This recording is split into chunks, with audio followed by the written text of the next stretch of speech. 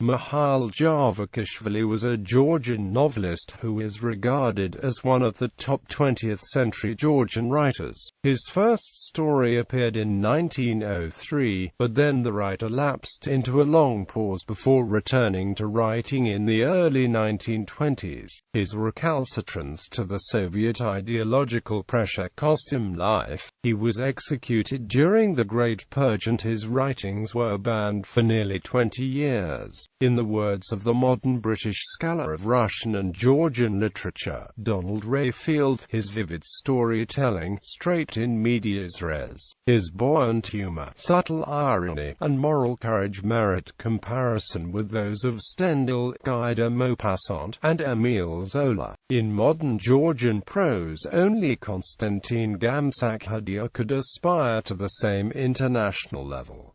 Early life and career. He was born as Mikheil Javakhishvili in the village of Sirakvi in what is now the Kamo-Kartli region, Georgia. The mishmash with his real family name was later explained by writer himself. According to him, his grandparent, born as Javakhishvili, killed a man, therefore had to flee to Kakheti where he took a new name, Toklikashvili. Mikhail's grandfather Adam returned in Kartli.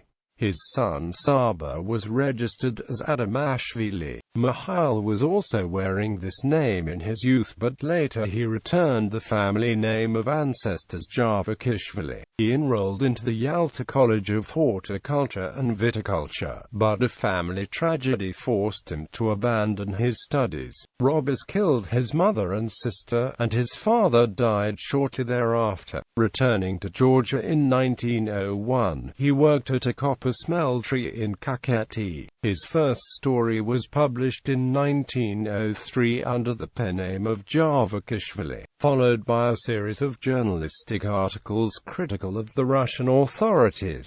In 1906, the Tsarist political repressions forced him to retire to France, where he studied art and political economy at the University of Paris. After the extensive travels to Switzerland, Great Britain, Italy, Belgium, the United States, Germany and Turkey from 1908 to 1909, he clandestinely returned to his homeland only to be arrested and exiled from Georgia in 1910. He returned in 1917 and, after almost 15 years of pause, resumed writing. In 1921, he joined the National Democratic Party of Georgia and was in opposition to the Soviet government established in Georgia the same year. In 1923, during the Bolshevik crackdown on the party, Javakhishvili was arrested and sentenced to death, but was exonerated through the mediation of the Georgian Union of Writers and released after 6 months of imprisonment. Javakhishvili's reconciliation with the Soviet regime was only superficial and his relations with the new authorities remained uneasy. Best works. Javakhishvili skillfully incorporated folk phraseology into the normalized narrative language. In his best writings, the novelist combines the devastating realism and characteristic humorous touches with underlying pessimism and anarchy to contrast country and city life, Tsarist and Soviet times. His plots, sometimes overtly rebellious, violent, and sexually passionate, intersect traditional taboos and belie any reconciliation with the new world and have a common ground. The rise of the Georgian Kulik, the life of the Georgian aristocratic intellectual and dilettante, and the impact on them both of the revolutionary upheaval of 1917 and the Bolshevik takeover of 1921. In his most typical and influential novella, Jackar's Dispossessed, first published in 1924, Javakhishvili contrasts the swashbuckling, grasping, and swindler Jacko with his victim, Prince Timuraz Kvistavi, the amiable intellectual and ineffectual philanthropist whom his trustee, Jacko, robs of his fortune, his beautiful and beloved wife Margard, and even of his sanity. In the person of Timur. As we follow the decline and fall of the old nobility, the disillusionment in the revolution and demoralization following the fall of a short-lived independent Georgia. Another major work, the satirical Kvachi was dramatized in 1927 for Sandro Akhmeteli's Rustaveli Theatre, but the project was aborted when the leading pro-Bolshevik critics denounced it as pornography. In his 1926 novel The White Collar, Javakhishvili describes the fate of the freedom-loving and stoical Georgian mountaineers, Kafsirs, in the new Soviet reality. The Tbilisian Elisbar, irritated to despise by his highly sexed but stupid cosmopolitan wife, Sutskia, withdraws into the Kafsir-Rishon highlands and while prospecting for copper falls in love and marries a strongly traditional but loving and vivacious Kafsir clanswoman Khatuna. Although welcomed and befriended by the local mountainous community, Elisbar, longing to return to the city's life, brings Khatuna to Tbilisi and abandons his Highlander friends and in-laws in the face of a forthcoming disaster preceded by the Kafsir armed resistance to the Soviets. The crowning merit of Javakhishvili's work, the novel Arsena of Merida, was composed between 1933 and 1936. The writer spent years on research and rewriting a Russian as well as a Georgian version of the novel. The plot is based on the life of a real historical figure, the brigand Arsena Odzlashvili, who is also a favorite hero of Georgian folklore. Javakhishvili focuses on the tragic necessity that makes the chivalrous peasant Arsena to degenerate into the typical 19th-century bandit. Although the story of an outlaw fighting against the gentry was considered ideologically correct, the left critics were suspicious of Javakhishvili's recognizable parallels between Imperial Russia and the Soviet state. Javakhishvili put many of his thoughts into Arsena's mouth.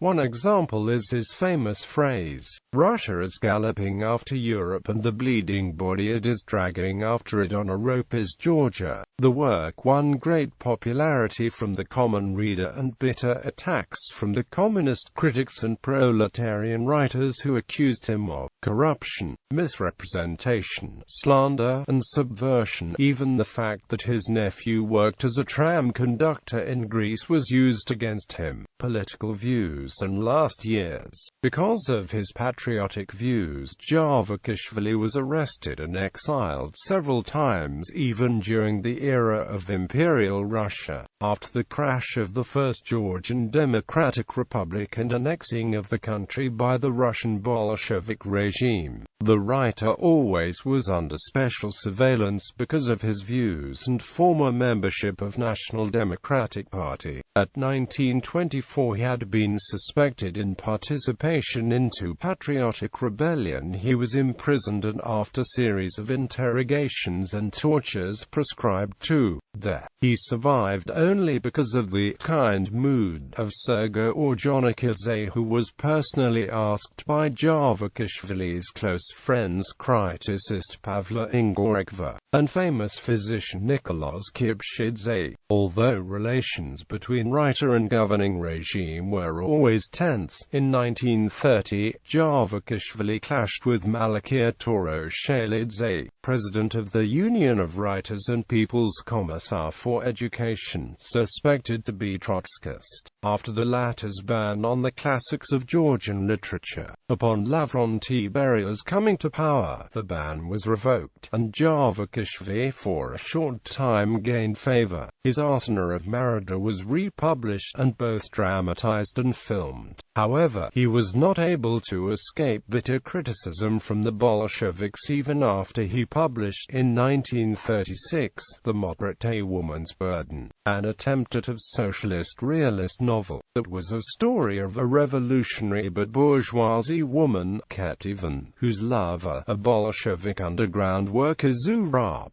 persuades her to marry a czarist gendarme officer of Sharov, whom she is to kill. The Soviet ideologist Vladimir Ermolov condemned the novel, claiming that it illustrated Bolsheviks as pure terrorists and made gendarmes too chivalrous. Soon, Barai resented Javakhishvili's refusal to seek his advice over the representation of Bolshevik activities in pre-revolutionary Georgia. Furthermore, Javakhishvili was suspected of warning the writer Grigol Robekhidze of impeding their arrest and assisting him in defecting to Germany back in 1930.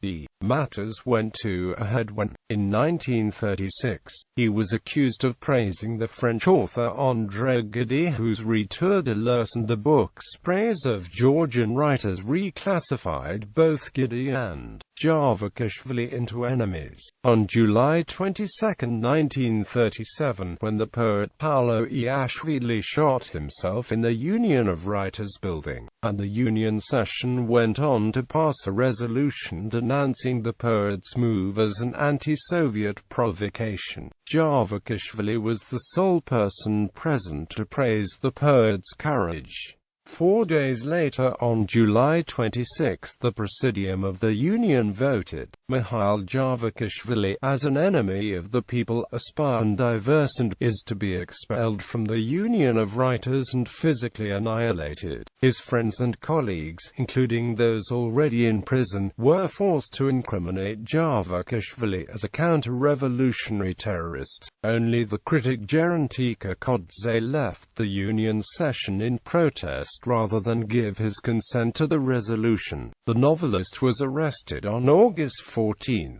1937 and tortured in the presence of Barai until he signed a confession. He was shot on September 30, 1937. His property was confiscated, and his archives destroyed, his brother shot, and his widow sent into exile. Javakhishvili remained censored until the late 1950s, when he was rehabilitated and republished. Some episodes from his biography, like those from Dmitry Shevardnadze, were further used by Tengiz Abuladze in his film Repentance. Bibliography. Novels. English translation, Kavachi Kavachantiradze. English translation, Jacques Dispossessed. English translation, The White Collar. English translation, Jiwi Shaduri. English translation, Arsena of Marada. English translation, A Woman's Burden. Novellas. English translation, Man of the Forest. English translation, Lambalo and Kasha. English translation, Rabbit. English translation, Invite Me. English translation, Call from Motherland. English translation, A Cup. English translation, A Small Woman. Short stories, Chanchura. Shoemaker Gabo. Akaka's Wedding. A Stone of Devil. Eka, Night of the Autumn. Melted Chain. People's Law. Metal Sieve. Titties. Golden Teeth. Ownerless. Velvet Dress. Award. Masusi. Kubacha has been late. Thruthful Abdullah. 2 verdicts. Grandfather Dimo. 2 sons. 5 stories. 9 Virgos. Follower. 2 teeth. An Avenger. The Third. Gallery. ...